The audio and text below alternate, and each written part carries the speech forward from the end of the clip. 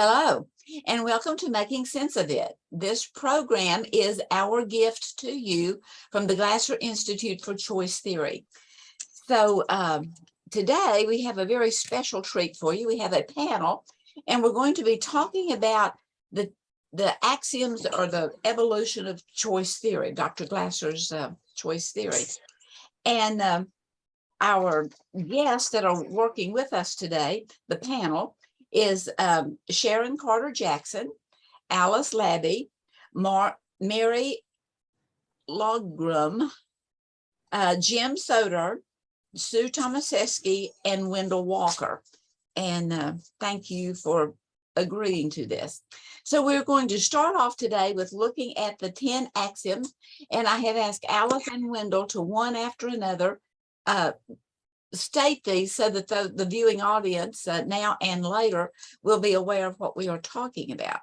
So I'm going to share the screen and bring it all the way up to, there we go. So the 10 axioms were developed by Dr. William Glasser, and it was to explain his theory of choice theory. The axioms are taken from pages 332 through 336 of the book, Choice Theory, A New Psychology for Personal Freedom. And they serve as a summary and an understanding of the entire theory. So now we will start out. And Alice, if you would read first, number 1. The only person whose behavior we can control is our own. In practice, if we are willing to suffer the alternative, almost always severe punishment or death, no one can make us do anything we don't want to do. When we are threatened with punishment, whatever we do, we rarely do well. Okay. And Wendell. All we can give or get from other people is information. How we deal with that information is our or their choice. Number 3, all long-lasting psychological problems are relationship problems, a partial cause of many other problems, such as pain, fatigue, weakness, and some chronic diseases commonly called autoimmune diseases, is relationship problems. Number 4, the problem relationship is always part of our present lives. Number 5, what happened in the past that was painful has a great deal to do with what we are today. But revisiting this painful past can contribute little or nothing to what we need to do now, improve an important present relationship. Number 6, we are driven by 5 genetic needs: survival, love and belonging, power, freedom, and fun. Number 7, we can satisfy these needs only by satisfying a picture or pictures in our quality worlds. Of all we know, what we choose to put into our quality worlds is the most important. Number 8, ocho in Espanol. All we can do from birth to death is behave. All behavior is total behavior and made up of 4 inseparable components: acting, thinking, feeling, and physiology. 9, all total behavior is designated by verbs, usually infinitives and gerunds, and named by the component that is most recognizable. For example, I am choosing to depress, or I am depressing, instead of I am suffering from depression, or I am depressed. Number 10, the last one. All total behavior is chosen, but we have direct control over only the acting and thinking components. We can, however, control our feelings and physiology indirectly through how we choose to act and think. Okay, thank you very much. And I wanted to present this quote from Dr. Glasser in the Identity Society. And he says, simply non-involving statements traditionally taught in Psychiatry 101 are avoided in reality therapy because they emphasize and give value to self-involvement and to the emotions stemming from it. If a person is hostile, we accept his hostility, but we do not make an issue of it.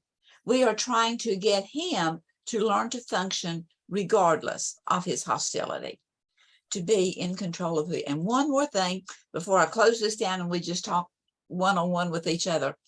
It is almost impossible for anyone, even the most ineffective among us, to continue to choose misery after being aware that it is a choice. And you talk about freeing, being freeing is once you realize that we are making choices. So let me close this down. We'll stop the sharing so we can just talk with one another. And discussion number one, Dr. Glasser was open to change as need presented itself.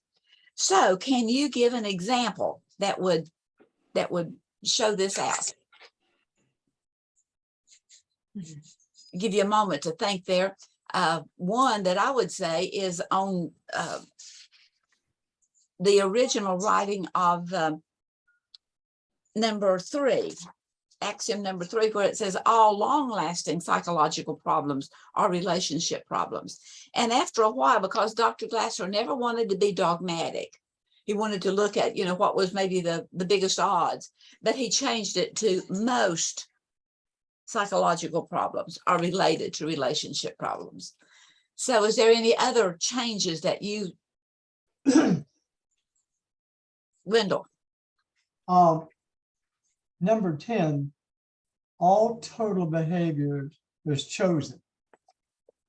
Well, it's interesting, especially as I start trying to teach this to people who are beyond the beginning, first time exposed to the idea stage, and who are more savvy about it.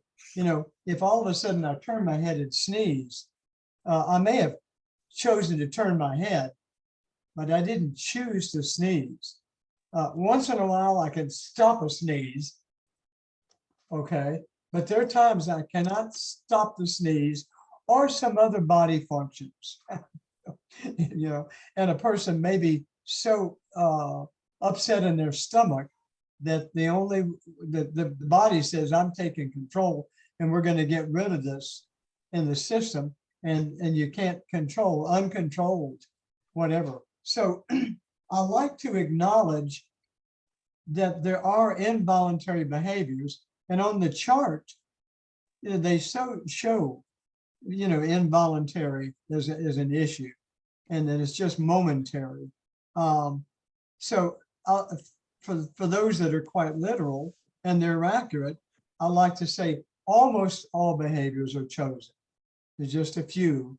And, if I'm sitting here and I cannot hear somebody walking on the steps on the floor or making noise, and I don't see them in the video, and they come up behind me and they go, boom, and I jump. I did not choose that behavior. Now, in that case, so there's a few, but they're insignificant in terms of the current presenting issues or concerns in my life. So we can quickly dismiss that and move on to the realization that virtually all of these are chosen.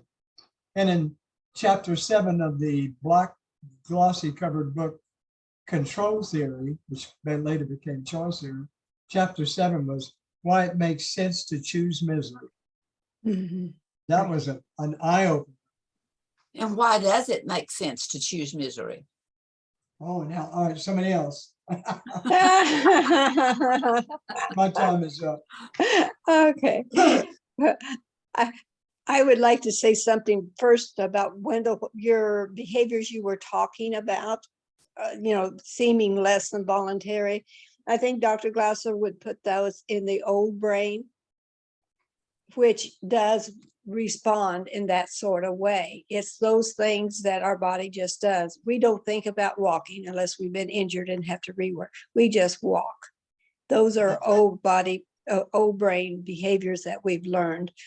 Digestion digesting, all preparation when all of those are old brain behaviors that just kind of happen. But anything that gets in that new brain, then that is a chosen behavior. And that, for me, that's the way I delineate between what you were talking about and Yeah, that. that's a nice addition. The behavior is controlled by the new brain. We learn them.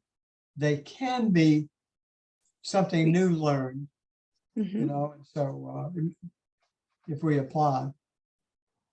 Okay, anyone else? Yeah. I think about it in terms of emotion, you know, and now we know we have total behaviors.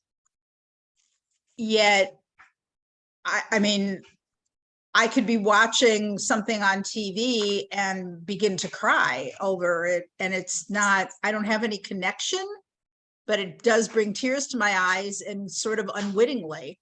Now, what do I think about the fact that I'm crying? I think this is sort of silly, but it's just, I mean, I'm crying at a Hallmark commercial, you know, this is sort of silly, but, you know, still do. So I wonder to what extent, and that seems to be new brain, but it also seems to be something that we have less control of. But I can think about it. One of the women who comes to my house to do some work, she was talking about having a nightmare, and that she couldn't get the nightmare out of her head. And that the nightmare was very connected to some things going on in her life, but yet she felt very out of control, that she couldn't sleep and she couldn't, you know, and to what extent was she choosing that? And I mean, and I said to her, well, what can you do about that? She said, I guess I could get up and walk around. I guess I could get up and close the windows. I guess I could get up, but I'm still disturbed over what I saw in the nightmare. So Yeah, I just struck it up to emotion. Mhm. interesting. Okay, axiom number 7 says that we satisfy our basic need through pictures. So can you explain that?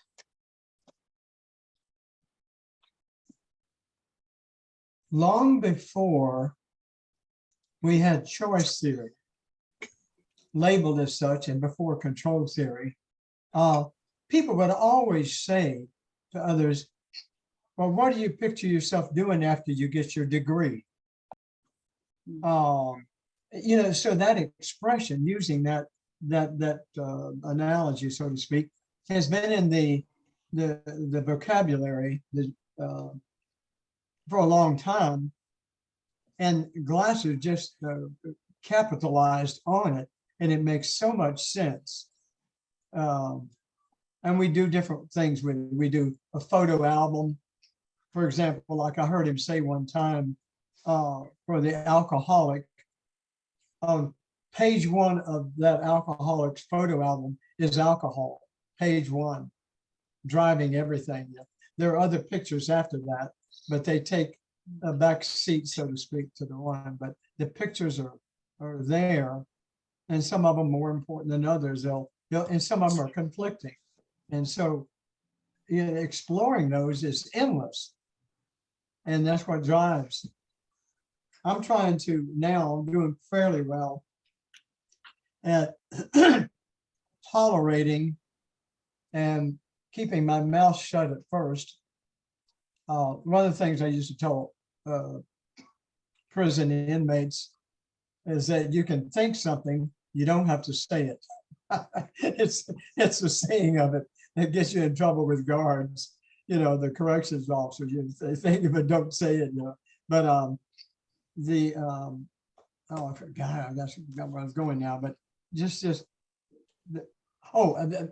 thing I'm doing now, there are a lot of extreme opposites politically currently, and every so often somebody blurts out something and their political opinion out of nowhere, and it really sets at odds with me. And what I'm trying to do is not like this, you know. I'm stopping to try to Now, if they're not going to see a lot more, I just let it pass. But I'm trying to say, well, this is in this person's belief system, their quality world. And I'm certainly not going to have any impact on them or maintain my relationship if I'm criticizing it. So I got to figure out either say nothing or how to address it. I can say, well, I know that a lot of people think that way. It's a pretty popular thing, and things are confusing right now. So it's hard sometimes to tell. And I'm trying to do a little empathy and a little picturing what's in their quality world. And it helps not to aggravate things more. Okay, anyone else? How do these pictures get into our heads? I Does it think, start- Go ahead.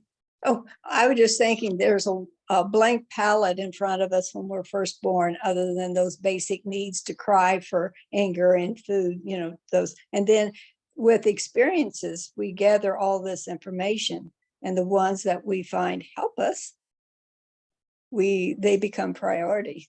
I mean, that's a very simple, you know, explanation. But I think that's where it starts, you know, with all of those experiences we have. And So in the developing in the womb, we're beginning to know mom's voice well, of course, yeah. and begin to know if we're hungry or not. Yeah, exactly. Yeah, exactly. Yeah. And so and if dad happens to be the one that always picks the baby up and changes and feeds, dad would probably be the first really quality picture, you know, but it's the one that's meeting that baby basic needs. And then as that babe grows and toddles and goes out in the world and has all different experiences, then we have varied pictures added. Okay, I well, believe, go I'm ahead. sorry, I believe some of it is just the way the human brain works, that Mhm. whether you want to call it from a total behavior aspect but as we think things and we hear things and we read things, our brain automatically creates pictures. Mhm. Now it's different. And so we find for some people who have a learning disability that they have a hard time picturing that. You know, so for instance, for me, if somebody says, well, we're going to redesign your kitchen and we're going to do this, and this, it's like, I can't do it unless they actually physically draw me a picture. I can't quite picture it in my head, but once they give me that picture, then I have it. But it is the idea of visualization. But you're also saying there kind of both and that it's hard to visualize it in a way, but yet another way is that people can become so creative that they're creating things that's never been before Mhm. because we are so creative. Well, Right. I'd like for each one of you to answer this, and that is what has been, of all the 10 actions, what has been the most beneficial to you personally and why or how? I can jump in at this point. Yes, I'd say, can I say two? sure, you may.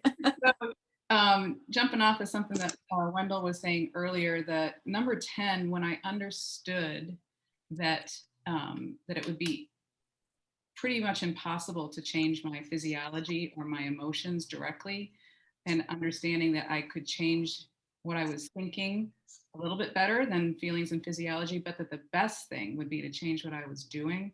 That was hugely helpful to me because I had grown up thinking that I just needed to think differently about something in order for it to be more palatable to me. But that didn't always work. It's really hard to think something else. So that was number one. Number two, well, actually, they're not in order. Number two was also really helpful to me, continues to be helpful to me. Again, connected to something that Wendell was saying, that, you know, whatever anybody is telling me is just information, and I can choose to do with it what I want. And even though, as one of my daughters says, that information can be really, you know, it's still just information. And so just remembering that, and that part of that information is that that person is actually telling me something about their quality world. And that when I am giving information, that's what I'm sharing with somebody too, is what's in my quality world. And yeah, it's just remembering that has been really helpful to me, is particularly when I'm in conversations where there may not be immediate agreement. And the volume with which we give or receive that information has a lot to do with it. Yeah, Very much. listen, Okay, thanks, Mary. quickly, my wife, Dawn Walker, is a master's level, been a certified licensed professional counselor in Georgia, licensed mental health counselor here in Florida, now retired, certified in reality therapy in 1983. You know, savvy on all these things. One of her, and there was in private practice for a long time, one of her wonderful things that sticks with me is if somebody says something and maybe they say it at you or about something another and it's negative or what have you, and she says, I try to stop for a second and just say to myself, could there be any modicum of truth or reality to what they're saying? So I want to discount the whole statement, even though it may be legitimate in some situations. And so I don't, if I can just stop. She also says one way she does it is somebody will say something that's kind of distant, you know, oppositional or whatever, and she'll say to herself, isn't that interesting? And you haven't offended anybody at all, you know, but you've bought a little bit of time too. Okay, so who else? Which of the has been the most beneficial to you personally and why? Which is I don't remember the number, but the axiom that says you are affected by, you know, what has happened in the past, but you choose and benefit from my takeaway is you choose and benefit from the knowledge you gained, and you format your behavior with relationships in the future and in the present based on what you learned from the past. So I like that one. Right, that's I number hope I got that five. right. Yes, that was a beautiful explanation of it. Yeah, that was number 5. Okay. Go off. She's got to memorize. I'm going to go with 2, that all we can give or get from other people's information and how we deal with that information is our or their choice. That we spend a lot of time talking about communication and, you know, how do we deliver messages and so on and so forth, which can then be looked at as an excuse. Well, all I'm doing is giving you information just because you didn't like the way I said it. Too bad, you know, but yet that's then where the habits came from, you know, that it is in the delivery. So, but the idea from an individual's basis is, how does one respond to it? You know, so when Wendell's talking about his wife, there are certain responses. And then on the other hand, Sharon and I have been working with our Quality School Forum dealing with civility. And we're finding that a lot of the opportunities are to be the most civil. There's things that you do want to interfere with for the common good, that someone may choose to stand up. Someone may choose to say, we don't do that here. And even in schools, we spend a lot of time helping the bystanders for bullying, that the only way that it was going to make a difference in schools was when the bystanders would stand up to the bullies and just say, we don't treat each other that way here. And as long as the bystanders, you know, we taught kids for a long time, you know, just take care of you, mind your own business, you know, it's like and that probably wasn't the community building that was needed. We really needed to say, to really help kids say, no, we're going to interfere here. So if all we do is deliver information and then respond to information, well, as an individual, when are the degrees that you're going to say, this is not appropriate, I'm stepping up and not, for the good of the order, so to speak. So, I don't know, makes sense to me. It just struck me, look at the difference between taking what you just said, I just put this together here. The difference between saying, you can't do that here. Gestures, energy, tone of voice, and all that. It's against the rules. You can, versus saying, well, we don't do that here. We don't treat each other this way here. Yeah, That's right. We here. it's not who we are. Use statements are really ask for people to put their defenses up, too. That was very helpful. We don't do that here. And you're right. You don't wait and wait and wait around. No, we don't do that here. Yeah, yeah. Steve Hammond is going to be on Making Sense of It next week, and he's going to be talking about formation of students and so forth, while letting them be true to who they are. And I think that'll be really interesting. Sharon, which of the actions have been the most beneficial for you? I have to combine 1 and 2 for their, understanding that I can control myself and not others, and that others can understand that also and not try to control me. And if they are trying, here comes number 2 axiom that says what their control is only information. What I do with it is my choice. So those 2 in combination, I think, although, there's not a one of them I couldn't live without. I mean, they're all so important. Right, right. Okay, so kind of going hand in hand with Allison number 5, but how can a negative past relationship continue to be a part of one's present life?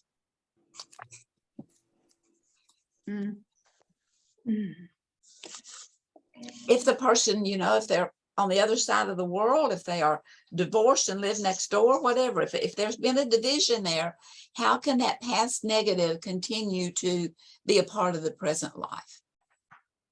Well, part of it, I think, is that person is probably still to some degree in your quality world. And it's still an important relationship to you, whether they've passed away or whether they've moved away or whether the relationship has been severed in some way. They're still there in your quality world. And so to you, it's still present. And to you, whatever that quality world picture is of that person and you with that person is obviously not being met in the world around you, in the real world. So it's still a frustration that you're experiencing. The way I was just disagreeing. the way I look at it is learning from my past behavior in connection with a relationship that did not work out, and how I'm changing my behavior presently to be an advocate for myself. So I learned that. It took me a long time and still learning that, but yeah. And it's funny how people, I had a friend, maybe she's not really a friend, in Florida over the phone, tell me, well, it's time to forgive and forget and have a good relationship with that individual. Everybody else does. And I'm thinking to myself, I'm cursing under my breath and no, I've learned to, I guess when you talk about pictures, everyone draws their own picture with respect to, that sort of experience. And I've drawn my picture, the way I see it. I'm wondering if you all have ever heard of Temple Grandin. She's autistic and is an amazing scientist and I guess psychologist. And her, one of her books is called Thinking in Pictures. Mhm. I had occasion to read that book years ago because I was trying to do pet therapy with an autistic child. And I thought I should really learn more about what goes on, or what we know of goes on with autistic children. So it's interesting that choice theory is also seeing part of ourselves that thinks in pictures. So Temple Grandin's ideas is that autistic people think in pictures, and other people think in words, and we should draw pictures and try and have an autistic person draw a picture about what they're thinking. And I saw it a little bit. I did see some evidence of that with this child. Interesting. See, but there is always a picture connected to the words. It's Okay. like, Alice, for you as a writer, when you write, you're creating pictures that those of us who are reading it now have a picture of what you're saying. My picture may be different than what you were thinking of when you wrote it, but I get a sense of it from the picture. So in that sense, I think like we can talk now in words. And what Temple Grandin, I think in the autistic community, it's more difficult to follow that. That the pictures are easier to follow along with. You even think about little kids. What's the difference between a 3-legged stool and a 4-legged chair? That we're trying to teach them but what are the similarities? The other thing that I was thinking, and to go along with what Mary was talking about, I'm wondering to what degree we have the ability to actually remove somebody from our quality world. So somebody who's really been hurtful, painful, like, do they have an influence over my behaviors, that I'm choosing the behaviors because of past actions with them? But I'm also wondering to what degree they're not, like, they're either in the very, very, very, very, very, very back of the scrapbook, or the picture is gone, and ripped up. Just, are they still there? To a degree, yes, but not, I wouldn't consider it quality world. I would consider it influence that, as Alice was talking about, to change my actions, because I've learned how to do that because of the pain that was created, or that I chose to let be created. They're still in my perceived world. I'm sorry, Wendell. They're still in my perceived world. I know. Okay, yeah, good point. Mhm. A good example. Hey, Irene, how you doing? Pretty good. God, I haven't seen you. It's been years. How long has it been? What's going on? Well, and Irene, how's Bobby doing? Irene and Bobby got divorced about 3 years ago. How's Bobby doing? I don't know. Well, I mean, you talk to him, or no? I don't talk to him. We don't email. We don't talk. We don't have any kids in common. I don't see him. He doesn't cross my path. He doesn't. So she pays no more of her energy thinking about following up on, and whatever. And so he may no longer be in her quality world, But in the perceived world. Yeah, in the perceived world. I mean, I don't know. If you said, well, was there a time when they were good? And she might say, well, there was a time, and she might even smile.